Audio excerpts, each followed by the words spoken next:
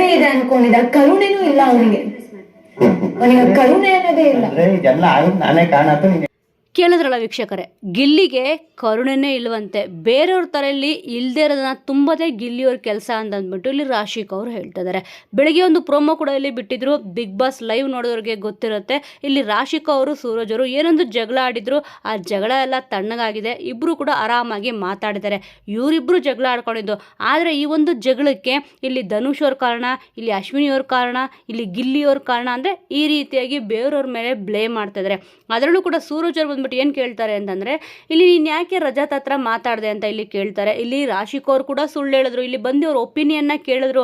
ಇಲ್ಲಿ ಸ್ವಿಮ್ಮಿಂಗ್ ಪೂಲ್ಗೆ ಸೂರಜ್ ಹಾರಲ್ವಂತೆ, ಏನು ಮಾಡಬೇಕು ಅಂತಂದ್ಬಿಟ್ಟು.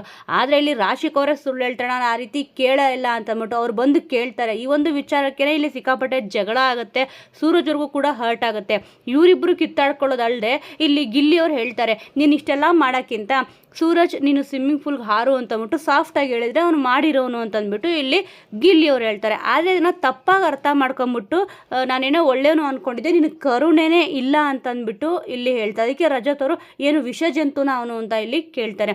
ಸದ್ಯಕ್ಕೆ ಬಿಗ್ ಬಾಸ್ ಮನೆಯಲ್ಲಿ ಏನೇ ತಪ್ಪಾದರೂ ಕೂಡ ಅದಕ್ಕೆ ಗಿಲ್ಲಿಯವರೇ ಕಾರಣ ಅನ್ನೋ ರೀತಿಯಲ್ಲಿ ರಾಶಿಕ್ ಅವರು ಮಾತಾಡ್ತಾ ಇದ್ದಾರೆ. ವೀಕ್ಷಕರೇ, ಈ ಒಂದು ವಿಚಾರದ ಬಗ್ಗೆ ನಿಮ್ಮ ಅನಿಸಿಕೆ ಅಭಿಪ್ರಾಯ ಏನಿದೆ? ಇಲ್ಲಿ ಯಾರು ಮಾತಾಡಿ ತಪ್ಪು, ಯಾರು ಮಾತಾಡಿ ಸರಿ ಅನ್ನೋದ್ರ ಬಗ್ಗೆ ನಿಮ್ಮ ಒಂದು ಒಪಿನಿಯನ್ ಇದೆ ಅನ್ನೋದನ್ನು ಮಿಸ್ ಮಾಡದೆ ಕಮೆಂಟ್ ಮೂಲಕ ತಿಳಿಸಿ. ಮುಂದಿನ ವಿಡಿಯೋದೊಂದಿಗೆ ಮತ್ತೆ ಸಿಗೋಣ.